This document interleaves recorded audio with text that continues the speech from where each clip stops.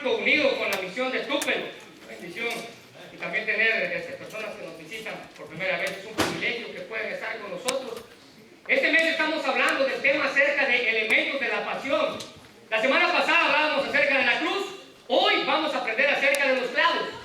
¿Qué significan o qué nos muestran, qué nos enseñan los clavos de Jesús? Y antes de comenzar el mensaje, yo quiero hacer una pregunta. ¿Cuántos de aquí alguna vez se han golpeado con un martillo? ¿Amén? Tal vez la mujer, ¿verdad?, está ahí fastidiando al marido. Arréglame esto, arréglame esto. Y ya el marido, cansado de tanto que la señora lo está fastidiando, viene, dámelo, que vieja. Y comienza a acabar. Y como lo está haciendo de mala gana, en una de esas le da un grito de un niño y... ¡ah!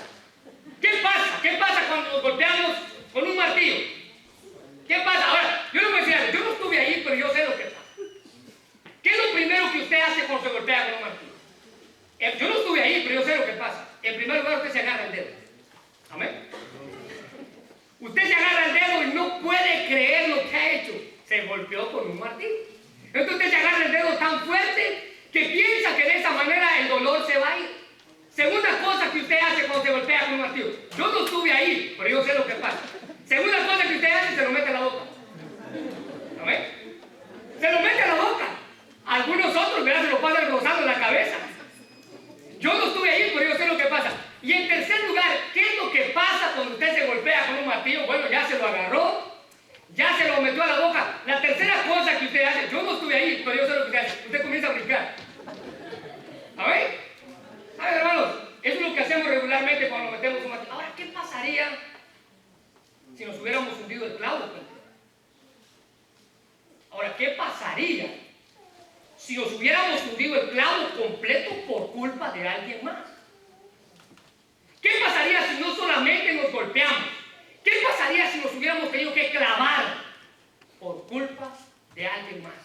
¿Sería justo? No, no sería justo. Pero saben, en la Biblia tenemos la historia más grande de alguien que se clavó por alguien más. Se clavó por culpa de alguien más. Y quiero invitarle que vaya conmigo a su Biblia al libro de Colosenses, capítulo 2, versículos del 13 al 15. Y hoy vamos a contestar la pregunta: ¿qué nos muestran los clavos? Ya hablamos de la cruz, hoy vamos a hablar de los clavos. Colosenses 2, 13 al 15. Y si hay alguien que no tiene agilidad para encontrar estos pasajes, por favor, le pueden ayudarnos de ahí atrás.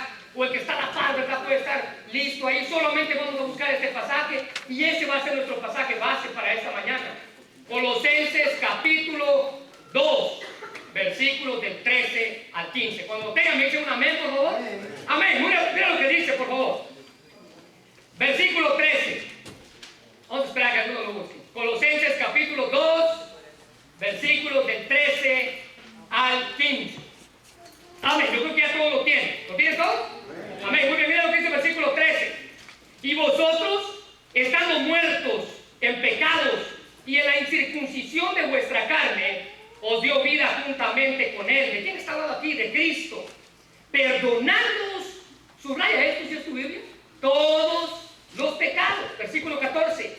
Anulando el acta de los decretos que había en contra de nosotros, que nos era contraria, quitándola de en medio y clavándola en esa cruz.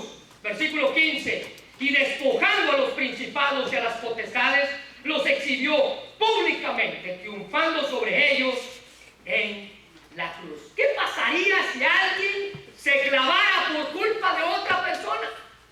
¿Sabes? Eso fue lo que Cristo hizo por usted y por mí.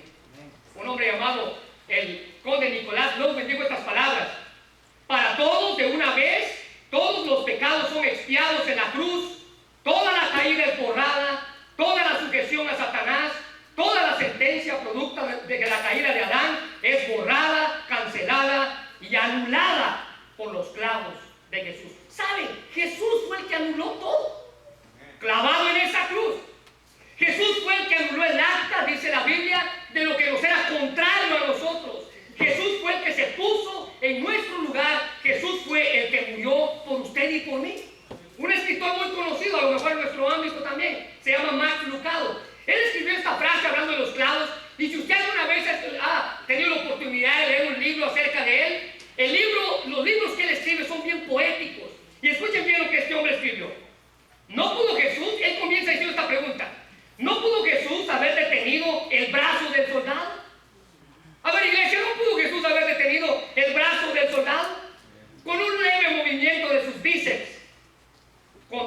solo un apretón de su puño él pudo haberse resistido. No se trataba de la misma mano que calmó la tempestad en el mar. No se trataba de la misma mano que limpió el templo. No se trataba de la misma mano que derrotó a la muerte. Pero el puño no se cerró y nada perturbó el desarrollo de la tarea. El mazo cayó, la piel se rompió y la sangre empezó a gotear y luego a manar en abundancia. Entonces dice, oh, este hombre, vinieron más preguntas. ¿Por qué? ¿Por qué Jesús no opuso resistencia estando en la cruz? ¿Alguna vez se ha preguntado eso? ¿Por qué no se meneó cuando lo querían clavar? ¿Por qué no quiso, se opuso a lo que le estaban haciendo? Dice este hombre, con un simple movimiento de sus bíceps, él pudo haber parado todo ahí. Y más adelante en este libro él comienza a describir cómo los miles de ángeles estaban esperando a que Jesús hiciera una sola señal. Este hombre dice, para bajar y que todos los que estuvieran allí quedaran como huevos revueltos. Él tenía el poder para hacerlo. Pero la pregunta central es, ¿por qué no lo hizo? ¿Sabes, hermano? Él no opuso resistencia por amor a nosotros. Él bien pudo haber detenido la mano del soldado, él bien pudo haber hecho todo lo que él quiso, y el que lo estaba clavando, pero prefirió soportar los clavos, demostrando cuánto él nos ama. Y con cada martillazo que le metían, con cada clavo que le hundían, había una sola frase que salía de su boca: yo te perdono. Los clavos de Jesús nos muestran el perdón que usted y yo obtuvimos en esa cruz. Ahora, en base a este pasaje, yo quiero mostrarles tres cosas que nos enseñan los clavos, que nos muestran los clavos. Tres cosas, si usted está tomando nota, que nos muestran los clavos según este pasaje. La primera es, los clavos nos muestran nuestra condición. Mira lo que dice el versículo 13. El versículo 13 del capítulo 2. Y vosotros estando muertos en pecado. ¿Te das cuenta de la condición? En la incircuncisión de vuestra carne. Escucha bien lo que dice, versículo 13. Os dio vida juntamente con él, perdonándonos todos los pecados. Hermanos, esos clavos nos muestran dos fases de nuestra condición. En la primera fase, Pablo nos muestra cómo éramos antes de conocer a Cristo. Desobedecíamos, nos rebelábamos, ignorábamos a Dios y por lo tanto no podíamos amarle como Él quiere que nosotros le amemos. ¿Saben qué dice la Biblia con respecto a eso? Anoten al margen, por favor, Romanos capítulo 3, versículo 10. No hay justo, dice la Biblia, ni aún uno. O sea, ni la persona que usted considera que es más recta según Dios, no es justo. No hay justo ni aún uno, no hay quien entienda, no hay quien busque a Dios. Todos nos hemos desviado a una, dice la Biblia. Escuche bien la otra frase. Todos nos hicimos inútiles. No hay quien haga lo bueno, no hay ni siquiera uno.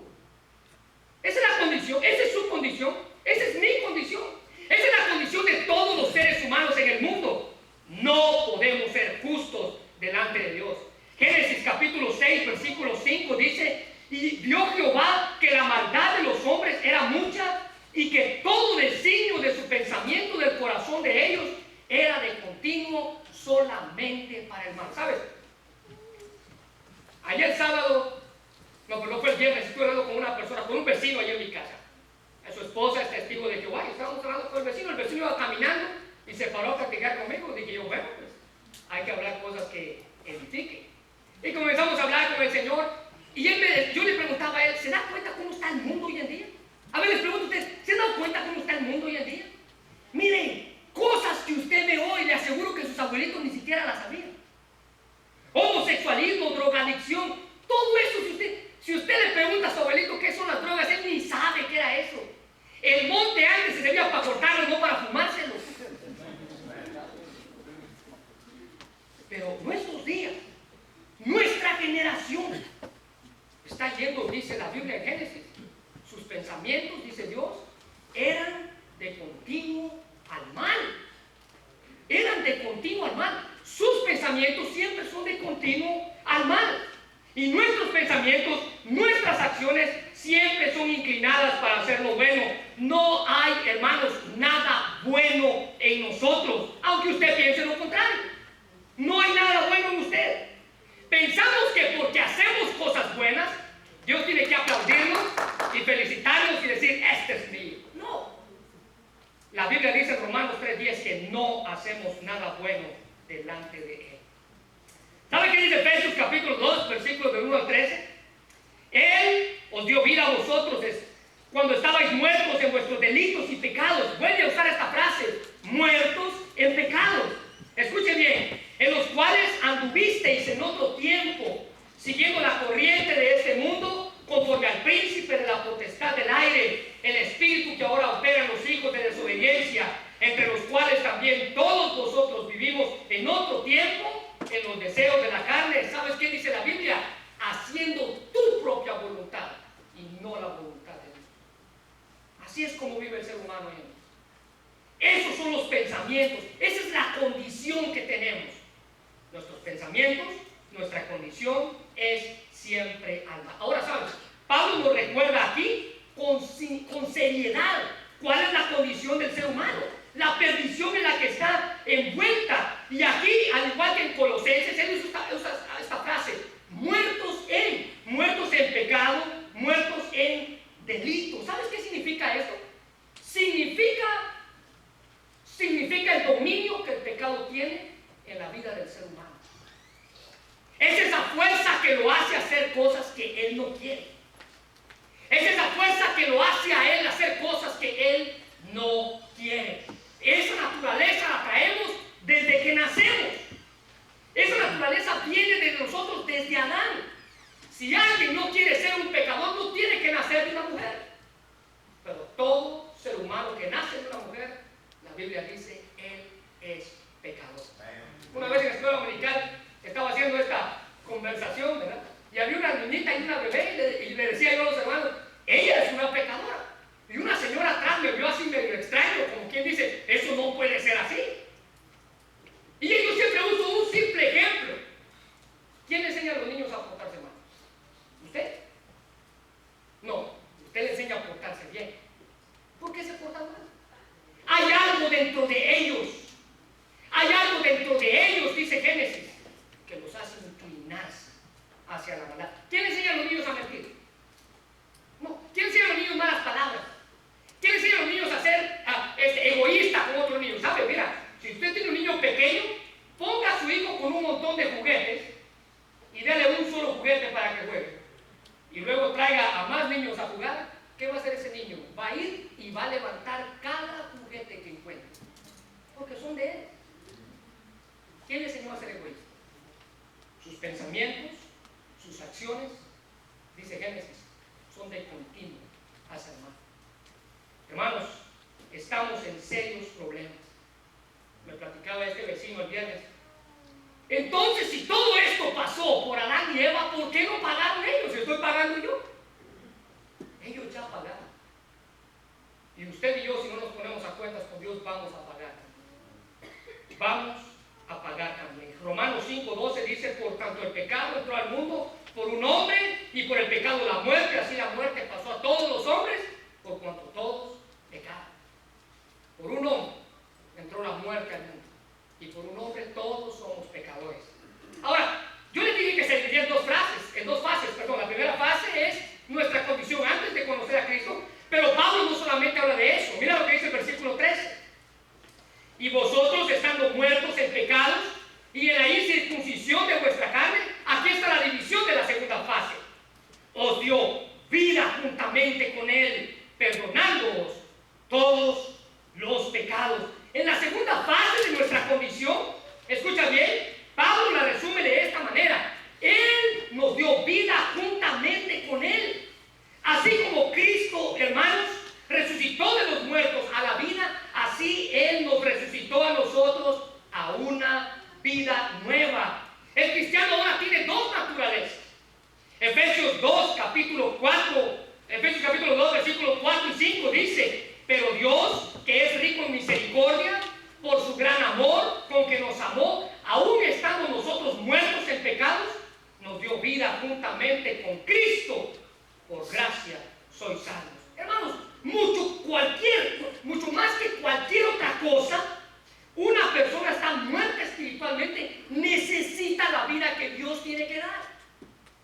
Usted y yo necesitábamos esa vida, pero gloria a Dios, usted está aquí hoy. Y usted puede recibir la vida, la salvación, y esos clavos en la cruz nos afirman cuánto Dios nos ama, dando la vida de su propio Hijo, por amor a usted y por amor a mí.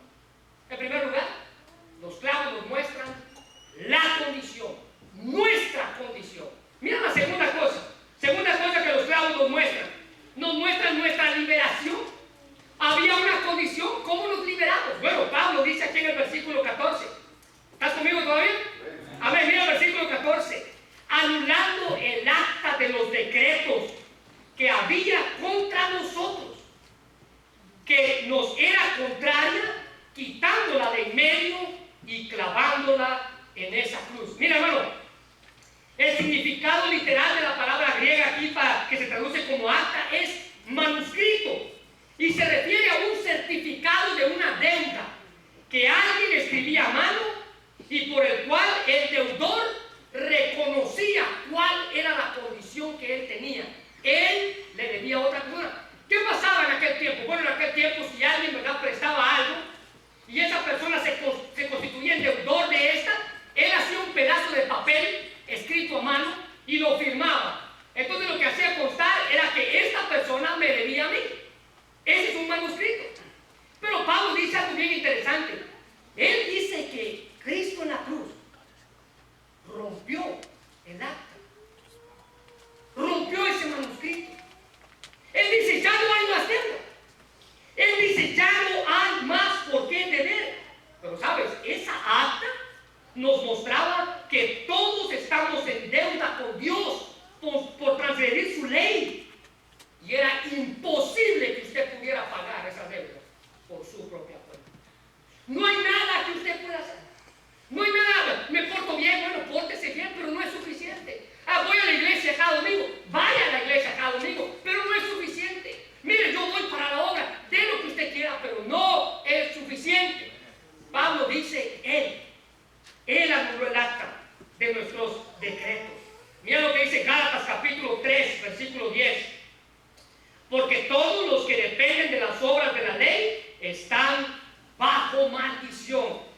Por esta razón, hermanos, cuando estamos bajo sentencia de muerte, no hay nada que usted pueda hacer para liberarse de esa sentencia por su propia mano. Romanos capítulo 6, versículo 23, dice que la paga del pecado es muerte. Esto quiere decir que usted por sus acciones y yo por mis acciones, un día voy a tener que rendir cuentas delante de Dios. No importa qué edad usted tenga.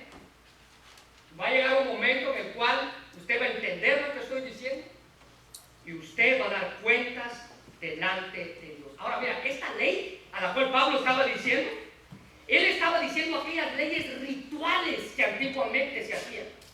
La semana pasada hablábamos de los sacrificios y de todo lo que las personas hacían para obtener el perdón de pecados. La semana pasada hablábamos de esos rituales que el pueblo hacía para obtener el perdón de pecados. Había un problema porque la gente aún en los días de Cristo pensaba que cumpliendo todos esos rituales Dios iba a perdonar sus pecados. Muere Cristo y la gente siguió pensando lo mismo. La gente decía, si haces esto, Dios te va a perdonar. Si haces aquello, Dios te va a perdonar. Ellos comenzaron a ofrecer para obtener el perdón de pecados. Pero esta ley, dice Pablo, esta ley es quitada. ¿Sabes? Es por eso, hermanos, que en nuestros días hay todavía personas que creen que por guardar la ley, ellos pueden alcanzar el perdón de pecados. Esta clase de personas dicen, mira, tú tienes que guardar ciertos días a la semana. Si tú lo guardas, tú estás bien delante de Dios. Esta clase de personas dice, si comes cierta clase de alimentos, tú estás bien con Dios. Si guardas los 10 mandamientos, ahora, ¿será que los 10 mandamientos los podemos romper en nuestros días? No. Los 10 mandamientos, hermanos, son la ley dada por Dios. Ahora déjame decirte algo. Yo creo que es imposible que un ser humano pueda cumplir los 10 mandamientos. Literalmente. ¿Por qué? Bueno, simplemente de esta manera. La Biblia dice que si tú fallas en uno, fallas en los pies. Déjame ponértelo de esta manera. Supongamos que tú estás colgado de una rama con una cadena de 10 eslabones. Pero uno de esos 10 eslabones es de papel y los otros son de hierro. Tú te agarras de la cadena confiado, te jalas con ella. La cadena se va a romper. Es lo mismo que Dios dice en su palabra. Los 10 mandamientos están puestos para nosotros. Son leyes que nos rigen, que nos dirigen. Pero esta clase de personas, al igual que en los tiempos de Pablo, decía, si tú cumples esto, tú vas a ser salvo. Si tú cumples esto, Pablo dice, esa ley fue rota. No hay nada más por qué pensar de esa manera. Esa acta de los decretos, dice Pablo, fue cancelada de la demanda de estas leyes. Ya no hay que sacrificar más, ya no hay que hacer más rituales. Pablo dice, todo eso fue clavado en la cruz del Calvario. Los 10 mandamientos, hermanos, nos guían, nos enseñan y tienen que ser una ley en nosotros. Pero nunca piense usted que por cumplir los 10 mandamientos al pie de la letra, Dios te va a perdonar. Usted recibe el perdón únicamente pidiéndoselo a través de Jesucristo. Es la única forma. Ahora, escucha bien lo que dice Pablo de esta ley. Si tú quieres vivir bajo la ley, dice Pablo, escucha bien lo que dice Pablo de esa ley. Versículo 14. Que había contra nosotros y que era contraria a nosotros. ¿Saben? Literalmente aquí Pablo está diciendo, esa ley es adversaria a nosotros. Un hombre llamado Becker escribió, la ley no solo era contra nosotros por sus exigencias, sino que era para nosotros como un adversario por sus acusaciones. Damas y caballeros, la ley no salva a nadie. Pero ¿sabes qué si hace la ley? La ley te acusa por lo malo que es. La ley señala el error. La ley señala el problema, pero no te da una solución. La ley te dice, en esto estás mal, pero no te dice, ven y haz esto y cambia. La ley era puesta, dice Pablo, contraria a nosotros. Se volvió como un adversario. No hay quien pueda cubrir esa ley al 100%. Y la ley no salva a nadie, la ley condena. Por ello necesitábamos que Cristo viniera a tomar nuestro lugar en la cruz. Y ahí clavado en esa cruz, usted y yo pudiéramos escuchar el susurro de su boca diciéndonos, yo te perdono. La ley no perdona a nadie, pero la gracia de Cristo. Sé que no importa lo que usted haya hecho, si usted viene delante de Dios y se pone a cuentas con Él, dice la Biblia, Él es fiel y justo para perdonar nuestros pecados y limpiarnos de toda maldad. Mira lo que Pablo dice que Cristo hizo con la ley. Versículo 14. Era contrario a nosotros, era un adversario a nosotros, pero mira lo que Cristo hizo. Quitándola de medio y clavándola en la cruz. Hermanos, literalmente ahí está diciendo, la ha quitado, la clavó en esa cruz. En su persona fue clavada esa acta. Cristo tomó ese lugar. La ley misma fue clavada allí. ¿Sabes? Esta es una imagen de lo que pasaba en aquel tiempo. Cuando una persona era crucificada, estaba colgada en ese palo, clavado, y toda la gente, se recuerda la semana pasada aprendíamos, veía por lo que esta persona estaba siendo clavada ahí. Entonces la lista de los delitos que él había cometido eran clavados en su propia cruz, para que todo el que pasara pudiera ver por qué ese hombre estaba muriendo. Pablo dice, él tomó el acta de nuestros decretos y la clavó en esa cruz. ¿Sabes? En Mateo 27, 37, ahí fue donde Cristo le clavaron el letrero por el cual él estaba muriendo. Mateo 27, 37, y pusieron sobre su cabeza su causa escrita, este es Jesús, el Rey de los judíos. Era una burla hacia él, diciendo, esta es la razón por la cual está muriendo, por ser el Rey de los judíos. Hermanos, él quitó esa acta. Cuando Cristo fue clavado en esa cruz, él estaba demostrando que nuestros pecados fueron clavados ahí también y dándonos paz, libertad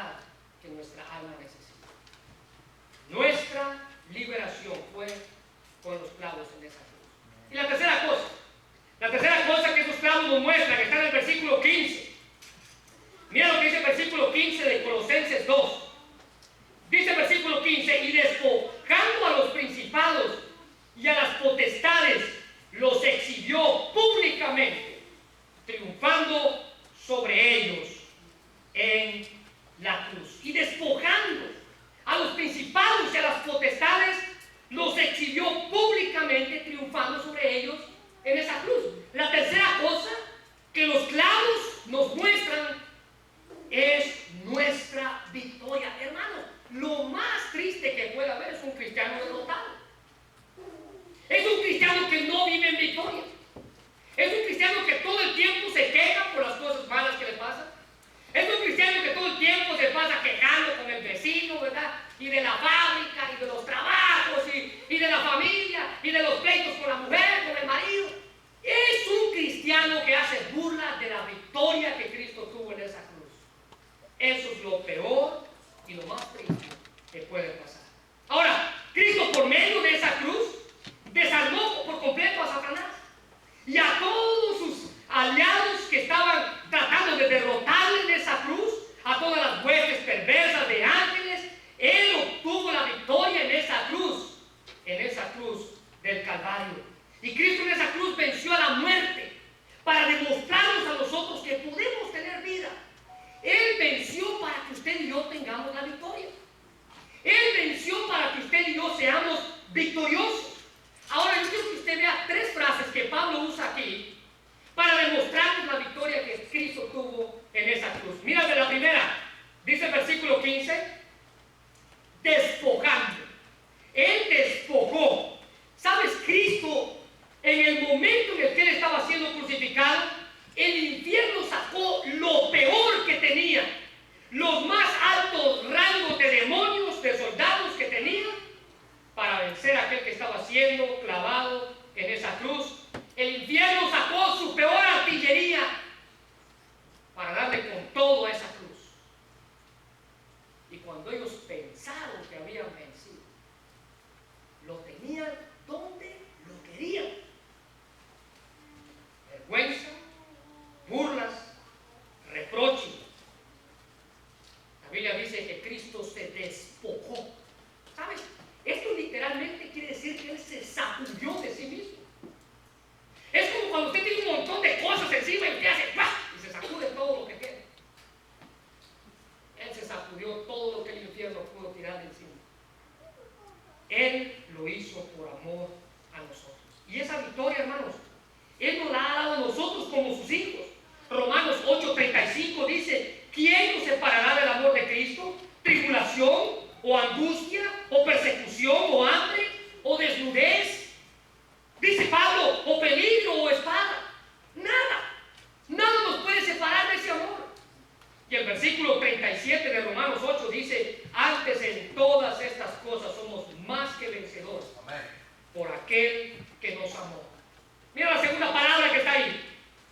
Versículo 15, los exhibió públicamente, los mostró públicamente. Pablo tenía en mente en ese entonces, en aquel entonces cuando Pablo vivía, él tenía en mente cuando un general romano regresaba de la guerra con la victoria. Lo que hacía era que tenía todos sus enemigos y hacían un gran desfile al cual le llamaban la entrada triunfal. Los romanos, los soldados romanos, en este caso el general romano, tomaba a todos sus enemigos y los paseaba por todo el pueblo. Les estaba mostrando: yo obtuve la victoria. ¿Saben, hermanos? Eso fue lo que Cristo hizo en esa cruz. Él estaba desfilando, diciendo: yo tengo la victoria. Segunda de Corintios 2:14 dice: mas a Dios gracias, por el cual nos lleva siempre de triunfo en Cristo Jesús, y por medio de nosotros manifestarse en todo lugar el olor de su conocimiento. Amén. Cristo los exhibió públicamente. Está diciendo: yo obtuve la victoria. Y mira la última frase que está ahí, la última palabra en el versículo 15: despojando, los exhibió públicamente. Escucha bien la última frase: triunfando sobre ellos en la cruz del Calvario. Hermanos, Cristo ganó la victoria en la cruz sobre las fuerzas del mal que nos asediaban a usted y a mí. Primera de Juan 5:4 dice: porque en todo lo que es nacido de Dios vence al mundo. Y esta es la victoria que ha vencido al mundo: nuestra fe. Amén. Primera de Corintios 15:57: mas gracias a Dios porque Él nos ha dado la victoria. Amén. Hermanos, esos clavos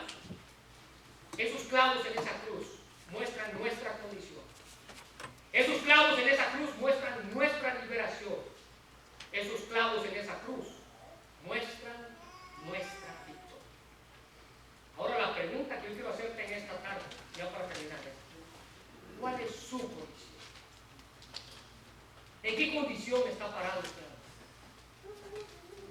¿En qué condición? Esos clavos, lo único que nos dicen, susurrando a nuestro oído,